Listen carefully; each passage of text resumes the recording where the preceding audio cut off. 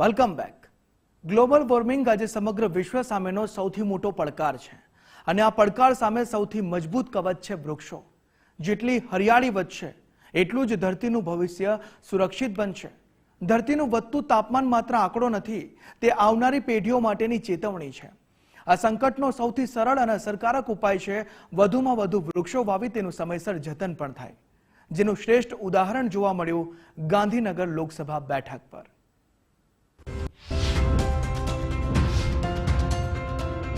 વૃક્ષો રક્ષતી રક્ષિતઃ, અર્થાત જો તમે વૃક્ષનું રક્ષણ કરશો તો વૃક્ષ તમારું રક્ષણ કરશે.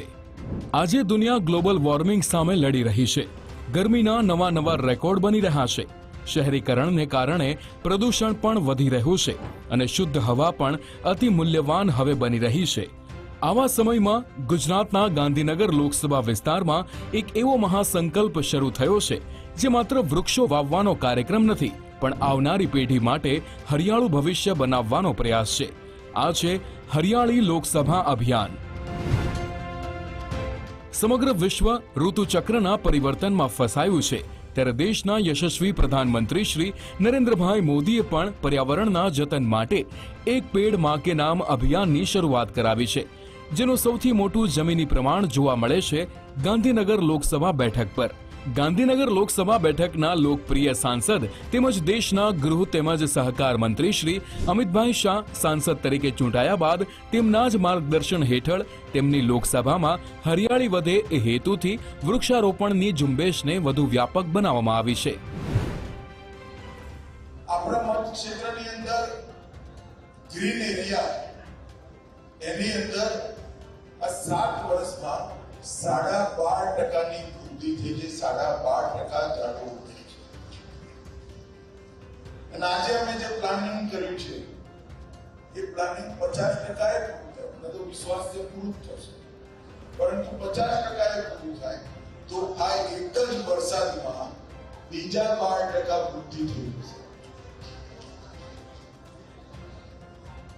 આખા દેશમાં કોઈ પણ ક્ષેત્ર એવું નહીં હોય જ્યાં 24% ગ્રીનરી વૃદ્ધિ થશે. સૌથી વધારે પર્કોલેટિંગ કુવાઓ કોઈ એક મત ક્ષેત્રની અંદર બન્યા તો ગાંધીનગર મત ક્ષેત્રની અંદર. સૌથી વધારે રૂફટોપ જે સોલાર ધાબા પર લગાવવાનું બિલ ઓછું કરવાનું એ પણ આપણા મત ક્ષેત્રની. વૃક્ષો કાર્બન ડાયોક્સાઇડ શોષે, ઓક્સિજન આપે છે. વધતા પ્રદૂષણ વચ્ચે વૃક્ષ કુદરતી એર પ્યોરિફાયર છે. વૃક્ષો છાંયો આપે છે અને આસપાસનું તાપમાન ઘટાડે છે. વૃક્ષો ભેજ જાળવી વરસાદી ચક્રને સંતુલિત કરે છે. પક્ષીઓ, જીવજંતુઓ અને વન્યજીવોને આવાસ મળે છે. શુદ્ધ હવા મળવાથી શ્વાસ સંબંધિત રોગો ઓછા થાય છે. લીલોતરી માનસિક તણાવ ઘટાડવામાં પણ મદદ કરે છે. માટી ધોવાણ અટકાવી જમીનની ફળદ્રુપતા જાળવે છે. નદીના મૂળ સ્ત્રોતને બચાવવા વૃક્ષારોપણ જરૂરી છે. નિરોગી રહેવું હોય તો વૃક્ષો વાવવા ખૂબ જ જરૂરી છે. વૃક્ષો પ્રદૂષણ સામે રક્ષણ અને જીવન માટે ઓક્સિજન આપે છે. હરિયાળી માત્ર વૃક્ષો વાવવાનો કાર્યક્રમ નથી, પરંતુ આવનારી પેઢીને હરિયાળું ભવિષ્ય આપવાનો મહાસંકલ્પ છે. ગાંધીનગર લોકસભામાં કેન્દ્રીય ગૃહમંત્રી અમિતભાઈ શાહની પહેલથી શરૂ થયેલું હરિયાળી અભિયાન આજે એક જન આંદોલનનું સ્વરૂપ ધારણ કરી ચૂક્યું છે.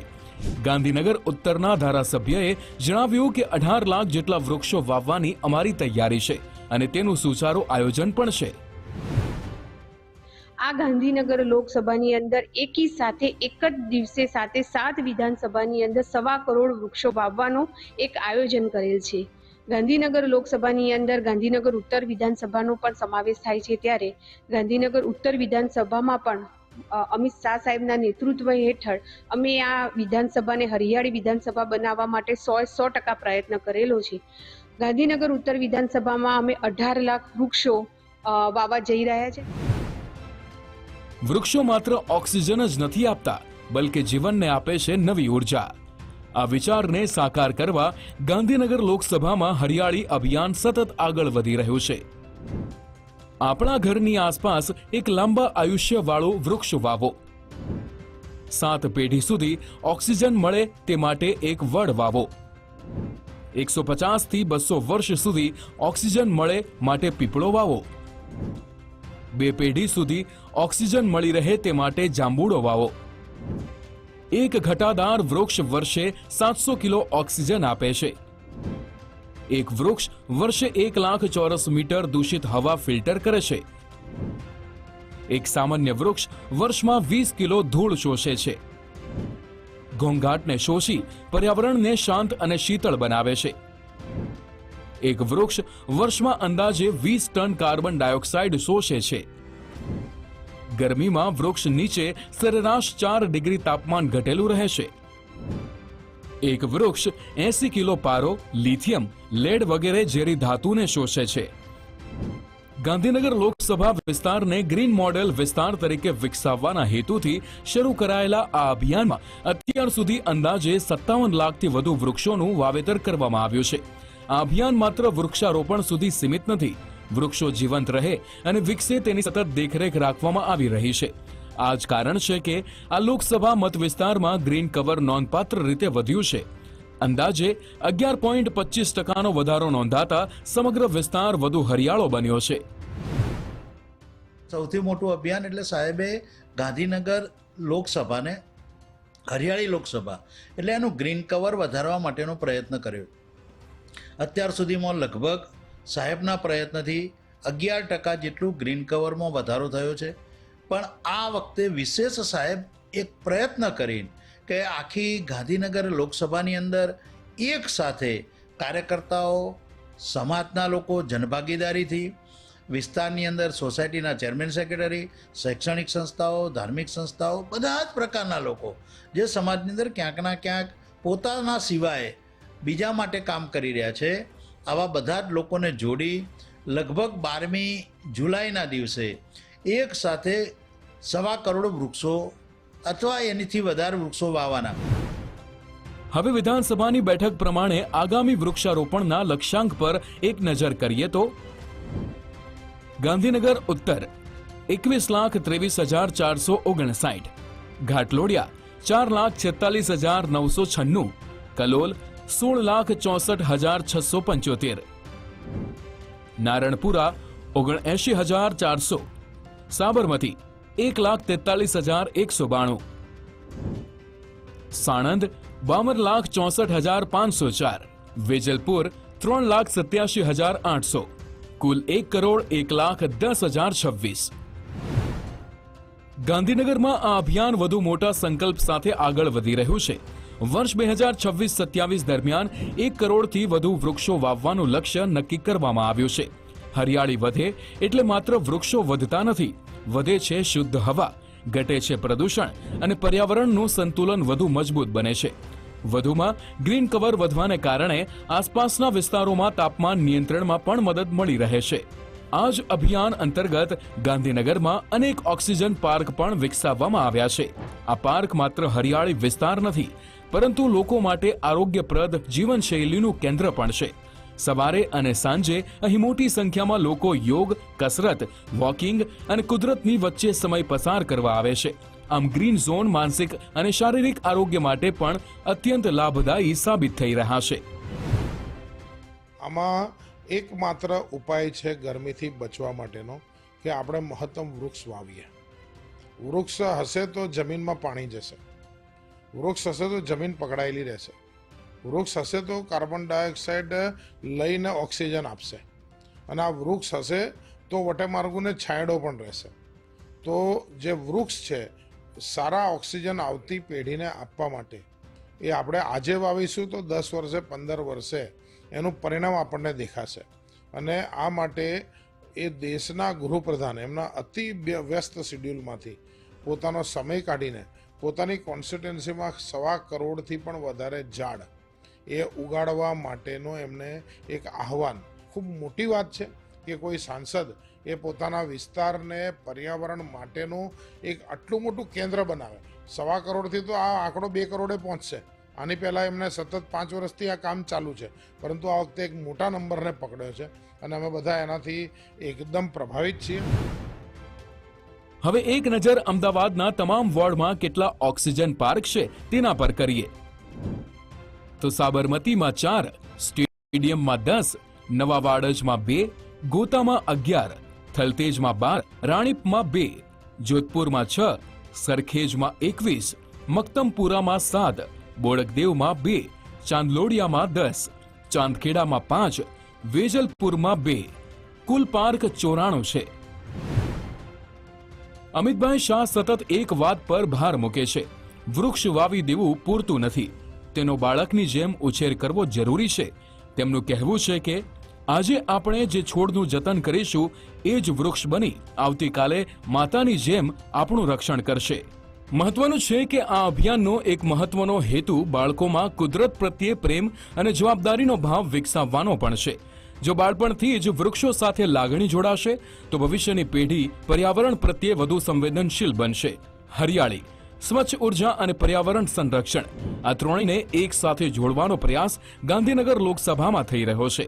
આ અભિયાન હવે માત્ર સરકારી કાર્યક્રમ નથી, પરંતુ સમાજ, શહેર અને સમગ્ર દેશને હરિયાળું બનાવવા માટેનું જન આંદોલન બની રહ્યું છે.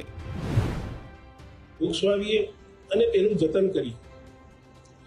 આપણા લોકલાડીય સાંસદ, દેશના ગૃહ અને સહકારિતા મંત્રી અમિતભાઈ શાહ સાહેબ જે સંકલ્પ છે હરિયાળી ગાંધીનગર લોકસભા, આ હરિયાળી લોકસભા ગાંધીનગરને હરિયાળી લોકસભા બનાવવા માટે હું કલોલ વિધાનસભાના તમામ જાગૃત નાગરિકોને, સમાજના આગેવાનોને, સંસ્થાના આગેવાનોને અને દરેક વ્યક્તિને વિનંતી કરું છું કે તારીખ 12 જુલાઈ રવિવારના રોજ આપણે સૌ સાથે મળીને દરેક પરિવારના દરેક સભ્યો એક વૃક્ષ વાવીને આપણે કલોલ વિધાનસભાને હરિયાળી બનાવીએ અને ગાંધીનગર લોકસભાનો જે અમિતભાઈ શાહ સાહેબનો સંકલ્પ છે આ સંકલ્પને આપણે સૌ સાથે મળીને સાકાર કરીએ.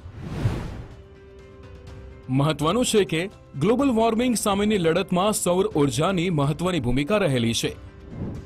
સોલાર પેનલ એક સ્થાયી અને પર્યાવરણ મિત્ર ઉર્જા સ્ત્રોત છે. શૂન્ય કાર્બન ઉત્સર્જન સાથે વીજળીનું ઉત્પાદન કરે છે. વીજળી ઉત્પાદન પ્રક્રિયામાં હાનિકારક ગેસો ઉત્પન્ન થતા રોકે છે. વધુમાં સોલાર પેનલ છત પર લગાવવાથી 5 સેલ્સિયસ જેટલું તાપમાન ઘટે છે. તાપમાન ઘટતા એસીની જરૂરિયાત ઓછી, વીજળીની બચત વધુ થાય છે. હવે એક નજર પીએમ સૂર્યઘર યોજના ઉપર કરીએ તો વડાપ્રધાન નરેન્દ્રભાઈ મોદી દ્વારા પહેલાથી જ પીએમ સૂર્યઘર યોજના શરૂ કરાયેલી છે. દરેક ઘર સુધી સ્વચ્છ અને સસ્તી વીજળી પહોંચે તે હેતુ રહેલો છે. સોલાર રૂફટોપ સિસ્ટમ લગાવવાનું પ્રોત્સાહન તથા ઘરેલુ ગ્રાહકોને સોલાર પેનલ માટે સબસિડી પણ મળે છે. મહત્વનું છે કે પ્રતિ કિલોવોટ રૂપિયા 30,000 સુધી સહાય પણ મળે છે.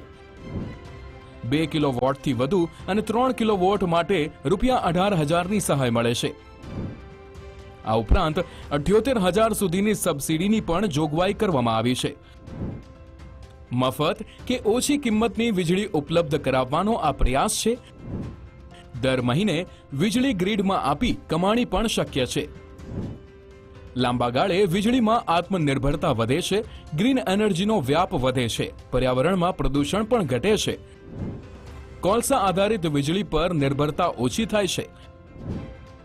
કાર્બન ઉત્સર્જનમાં ઘટાડો સ્વચ્છ ઉર્જા તરફનું આ પગલું છે, જેનો લાભ લેવા માટે લાભાર્થી www.pmsuryaghar.gov.in પર અરજી પણ કરી શકે છે. આ સાથે જ અમિતભાઈ શાહના અભિયાનને આગળ ધપાવવા દરેક વિધાનસભામાં ધારાસભ્યોએ કમર કસી છે. નારણપુરામાં વૃક્ષો વાવવા સાથે સોલાર ઉર્જા ઉત્પન્ન કરવા પર પણ ખાસ ભાર મુકાયો હોવાનું ધારાસભ્યએ જણાવ્યું.